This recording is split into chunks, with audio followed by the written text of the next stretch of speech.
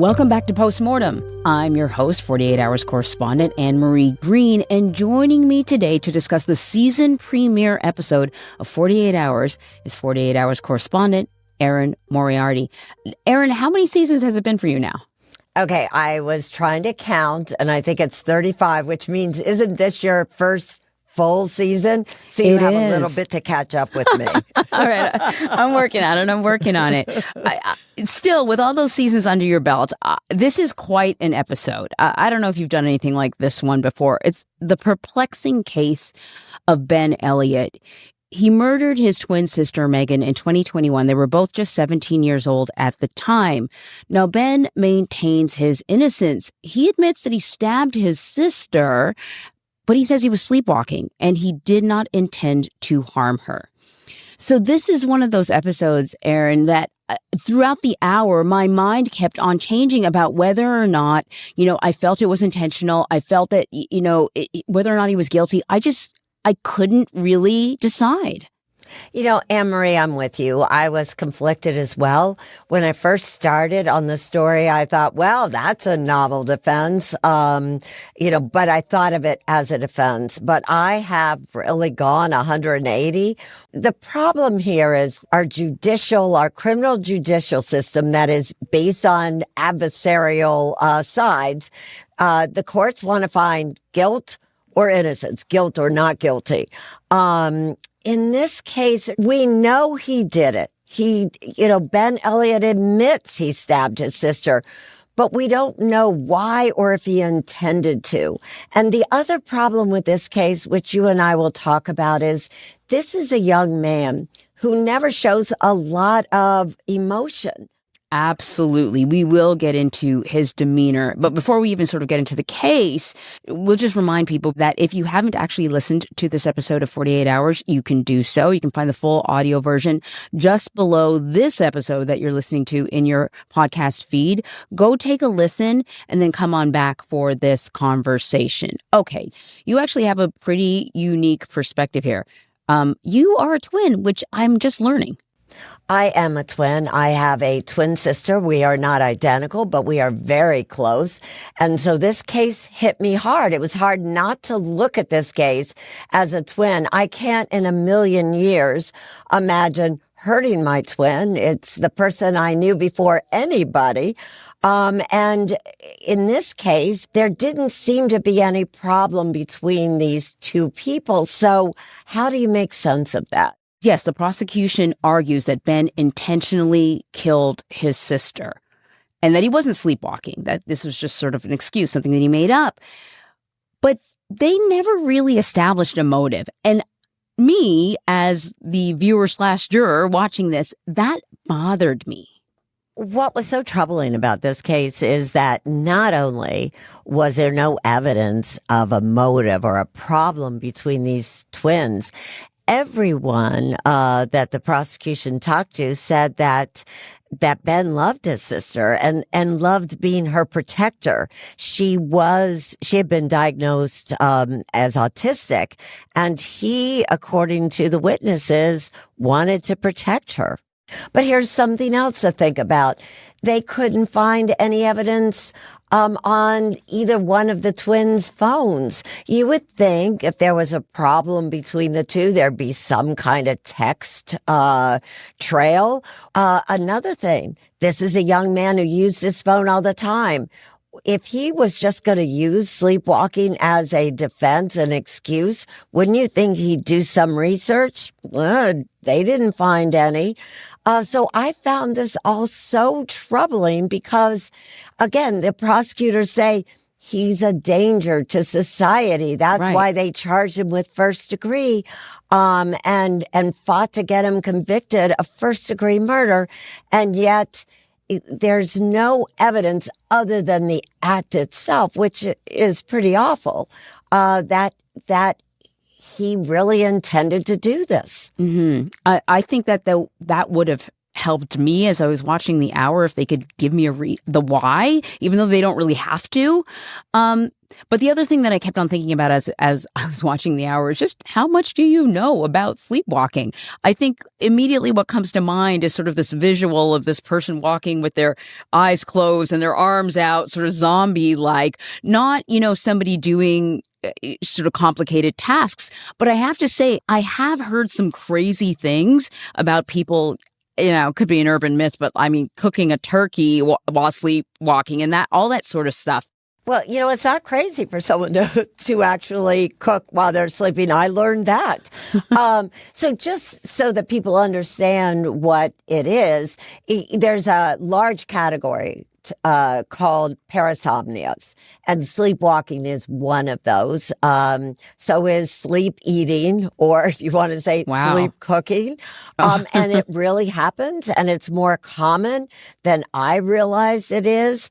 But crimes committed while you're sleepwalking is less common, although it does happen. Here's the real problem, Anne-Marie, and it was a problem reporting on this. There are usually no witnesses to somebody sleepwalking. And so they sometimes have to kind of guess about what happens during those episodes. So we have experts, because they were used in the trial, both on the defense side and on the prosecution side. And both sides agree that parasomnia, sleepwalking, does occur. They also agree when it occurs. It occurs during a period of your sleep, which is non-REM, slow wave sleep. And it's when you're almost like in a twilight zone between sleep and being awake. But then the experts disagree. And here's the problem. You have the defense witness saying that there are pockets of memory. And that's why Ben Elliott could remember stabbing. But the state's witness says there are no pockets of memory. The fact that he could remember stabbing his sister meant he was not sleepwalking. And, what we're talking about here, too, is not just sort of like stumbling around your bedroom, right? We're talking about a very violent act. Do the experts have any opinion on what might cause someone who's normally not violent to act out violently in their sleep? Dr. Pressman, the prosecution's sleep expert, said that something has to happen to the sleepwalker. Somebody has to interfere with their movement. But again, because in most of these cases, there are no cameras, no witnesses, they don't know exactly. We don't know what happened in that bedroom. Did Megan wake up? Did she put a hand up to try to stop him? We don't know. Dr. Pressman. He said something along the lines of, he knew that he wasn't sleepwalking because he came out of it quickly. And I just sort of thought, how did he know how quickly he came out of it? Because there were only two people in that room, and it certainly wasn't the expert.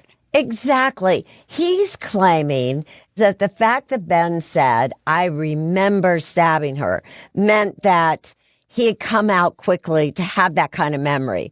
Dr. Pressman says he shouldn't have any memory of it. The prosecution actually used the fact that Ben had some memory against him by saying that Ben had actually killed his sister earlier and had time to come up with a story, and then calling 911. Again, as you point out, Anne-Marie, there were no cameras, there were no witnesses. We don't know, and the experts don't know. Mm-hmm. So here's kind of like my journey with Ben, right? Initially, I just thought, his presentation is a little odd, and it starts with that 911 call. At this point, you've listened probably to hundreds of 911 calls. Sometimes people are frantic and yelling. Sometimes they are very measured and controlled. They want to get the information out. Ben had this soft, whispery voice. It just was a little odd. Well, and it was odd to the prosecutors. That was part of the trial. In fact, the prosecutor imitated the phone call in front of the jurors and was whispering. And that's fair to an extent, because certainly when you listen, as you did, Anne-Marie, it does sound like he's whispering, and he may have been. But I also want to point out that when I met Ben Elliott in the jail and interviewed him, he is very soft-spoken. Yeah. And he doesn't show a lot of emotion. And what he said to me was that he wasn't whispering, that that's how he talks.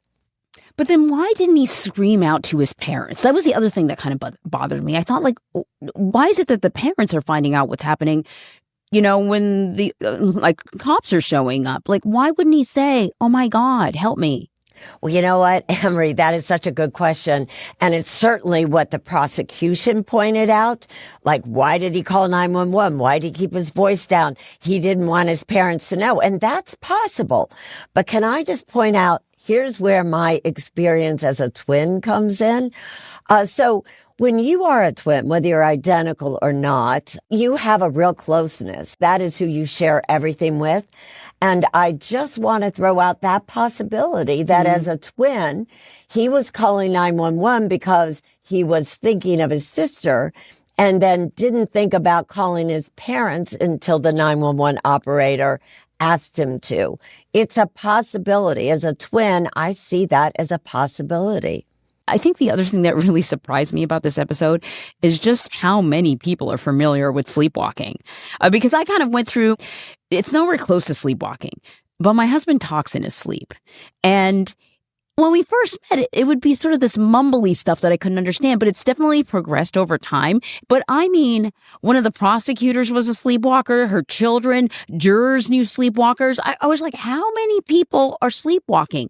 And then I also thought, could that have an impact on, whether or not they thought he was guilty or innocent? Because I don't know. Do you know if their familiarity with sleepwalking had an impact on how they decided this case? I think, Emery, it was a double-edged sword. In one hand, it helped the defense because you had jurors who knew that sleepwalking exists, and they heard during the trial that Ben seemed to have a history of sleepwalking.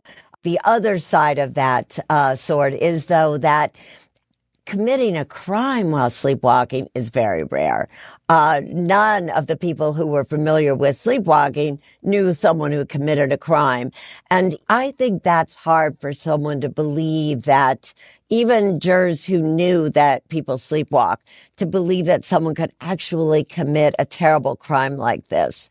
They also heard testimony from Dr. Pressman, who says that during sleepwalking, you can't have conscious thought, and made a big deal that in order for Ben to have stabbed his sister, he had to pull his knife out of the sheath.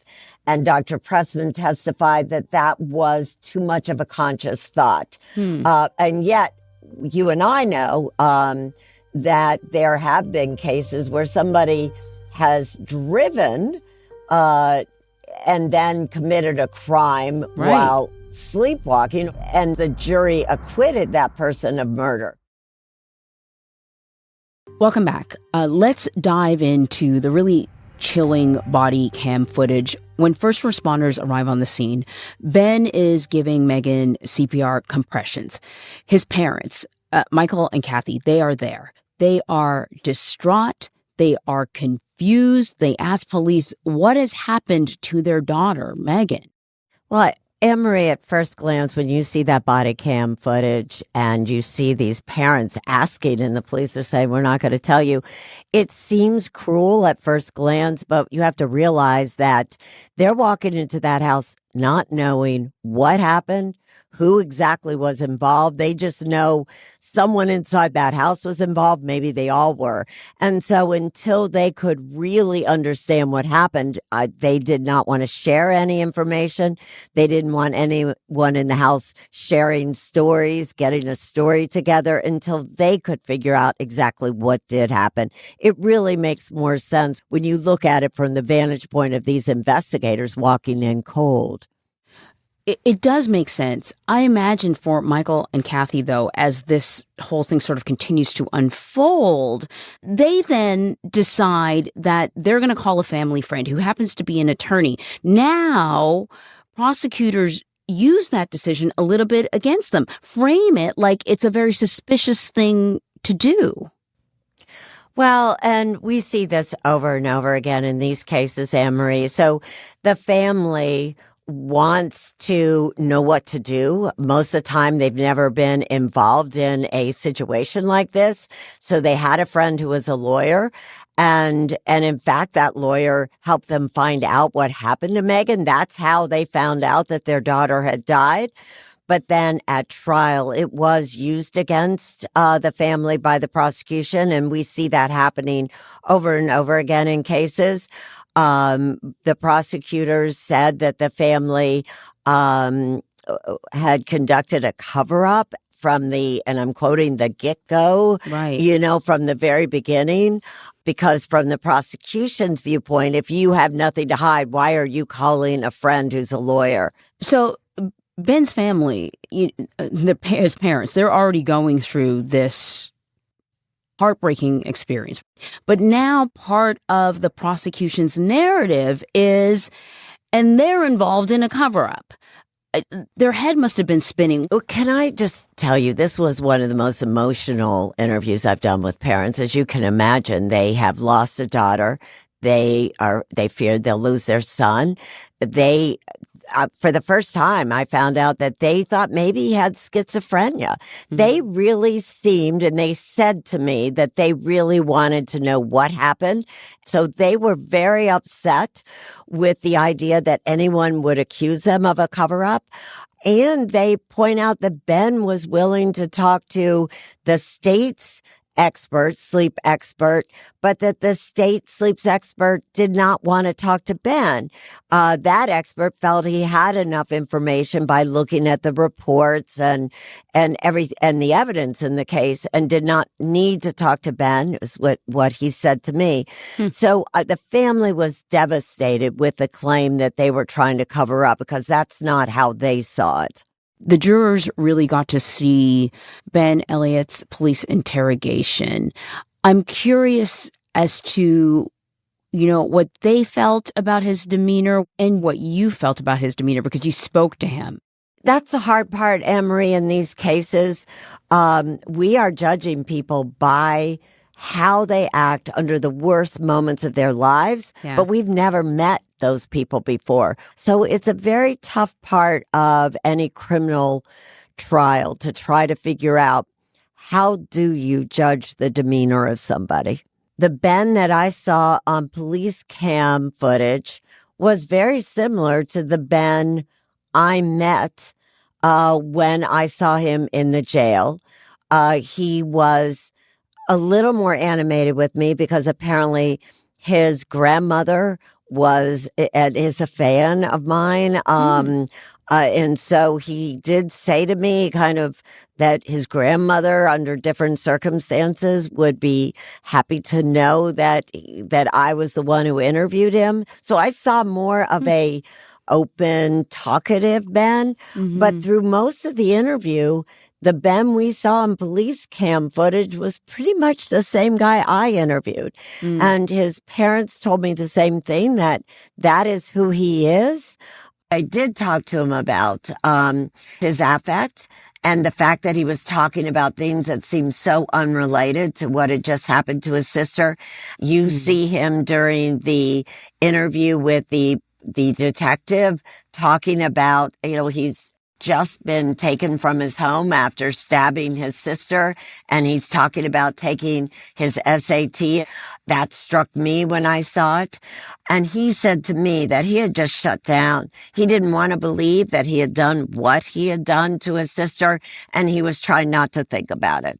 So, Erin, the other thing that really jumped out at me, that bothered me, to tell you the truth, is that he calls his home, he calls it a crime scene. Did you get a chance to ask him, why would you call it a crime scene? Well, I did. And his answer was because it was a crime scene. I mean, we hear him in 911 saying he's killed his sister. So he clearly thought it was a crime. He said he knew that they would cordon it off. I mean, he kind of knew what the police would do. So he did not find the fact that he had used that term unusual. So, that was just some of what the jury had to consider. But there were other pieces of evidence that swayed them. What were kind of the big pieces of evidence for the jury? Well, you point out demeanor was a big one. The number of stab wounds, because the prosecution did make a big deal about it. And one of those wounds was very deep. And the prosecution said that goes to the idea that he intentionally stabbed her. The prosecution also talked to the jurors about the fact that, according to the prosecution, there should have been blood spatter. She was stabbed in the neck, and the prosecution, and this is all just their theory, there was no proof of it, but the prosecution argued that the pillow that was near Megan had been used by Ben to keep her from yelling, and that kept blood spatter from hitting the wall. But Ben had said he used the pillow, but he says he did it to try to stop the bleeding. Near the end of, it was during their closing, the prosecutors told the jurors, well, we have no motive, but you never know what goes on behind closed doors. And I think that really struck the jurors. So the jurors initially were split 7-5, but then ultimately they all come around and it's a unanimous decision, right? They find Ben Elliott guilty of first-degree murder. I just thought like maybe a lesser charge would have been more appropriate, like manslaughter or something like that instead of first-degree murder. Yeah, I should also point out, so when you say 7-5, it was 7 people initially were for guilty and 5 for not guilty. When you see that these are young people and a young defendant, you might think, well, do you really want to do first-degree murder? This is his twin. But what you have is a 17-year-old teenager who's dead, and you have 2 stab wounds. And I think the prosecutors, they believe he had the intent to kill her, and that's first degree, and that's why he was charged with that. And I should also point out with the jurors that even though there were 5 initially who thought that Ben might not be guilty, they all came around to a unanimous decision of guilt and were satisfied with that decision at the end. Well, you say that. We know that prosecutors wanted a sentence of 40 years. But this might give us a little window into what the jury was grappling with because a member of the jury asked for leniency. It makes you wonder. Well, leniency, according to the juror, because he felt so bad for the parents. But I do want to leave you with this idea of what Ben said to me, which I thought was interesting.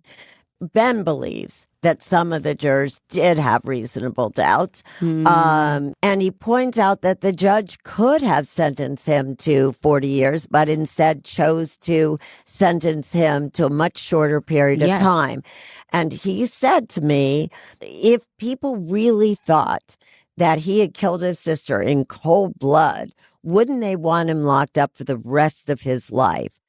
We'll remind people he got a prison sentence of 15 years that makes him eligible for parole in 2032. He will still be a young man, 28 years old if he does get parole at that time. And I do want to add, Anne-Marie, that Ben is appealing this verdict. How are his parents and her parents as well, how are they coping? It occurred to me that they probably barely had a moment to sort of get over the shock of Megan's death and even begin grieving for her before they had to pivot and think about Ben. I have not spoken to them recently, but I did speak with them this summer. And they are, as you can imagine, just devastated. When you speak with them, you can feel their pain. And they're a little bewildered to this day, wondering why there wasn't in their mind more of an attempt to find out what really happened in the early morning hours to Megan. They miss Megan. They worry about Ben. They have an older daughter. And I noticed through the interview, they just held hands through the whole thing. And so I said, oh my gosh, you guys, you're getting through this together. And they said we couldn't have gotten through it without each other. And that was very touching to me. Absolutely. Well, this is unlike one that I've seen so far on 48 Hours. I think you're going to take the viewers on kind of a bit of a roller coaster, and I'm curious to see where everyone lands once they watch it. Thank you so much, Erin. Thanks so much, Anne-Marie. I think we're going to have this in our hearts for a while, too. Indeed. Before we leave, Erin, you have another podcast. Can you tell us about it? It's called 15 Inside the Daniel Marsh Murders. This is, again, one of those cases that it's really hard to shake. This was not only a thrill killer, but he was just 15 when he killed two people that he did not know, two strangers, just to know what it felt like to kill someone. So it raises all kinds of important questions about what do you do when you have a 15-year-old killer who then is diagnosed as a psychopath? Do you keep him in prison the rest of his life? What do you do? And the impact on the victims' families. It's a very moving and chilling podcast. So you can find 15 on your favorite podcast app. If you like this episode, please rate and review on Apple Podcast or on Spotify.